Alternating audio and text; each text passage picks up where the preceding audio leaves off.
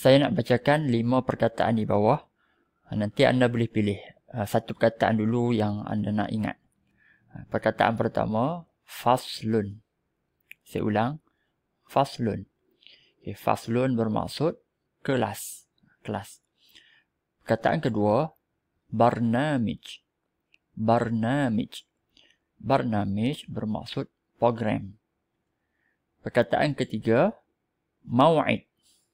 Mau'id bermaksud temu janji. Kita kata appointment. Okay? Ataupun due date pun boleh untuk perkataan mau'id, due date. Yang keempat, amal. Ini banyak orang katalah, amal ni kerja. Kerja ataupun urusan. Yang kelima, ijtima'. Ijtima' bermaksud mesyuarat. Okay? Bermaksud mesyuarat. Perhimpunan pun boleh juga digunakan perkataan ijtima'.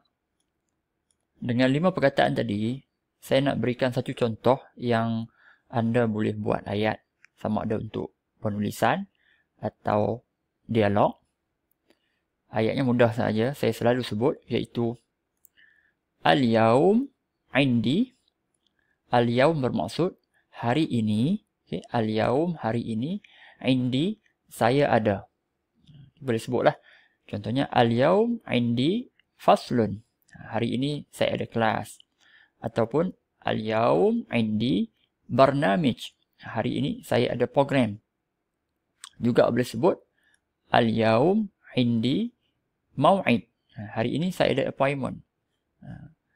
Okay. Juga boleh masuk perkataan-perkataan yang di bawah ini. Al-yaum indi amal. Hari ini saya ada kerja. Hari ini aku ada kerja. Al-yaum indi ijtima'. Hari ini saya ada mesyuarat. Jadi, untuk perkataan al-yaum ni, sebenarnya dia boleh duduk di belakang ayat pun boleh. Contoh, indi ijtima' al-yaum. Pun boleh macam tu. Jadi mudah je. Perkataan bahasa Arab ni mudah je kita nak bercakap Arab ni. Nak lebih lanjut boleh rujuk link yang kami sediakan.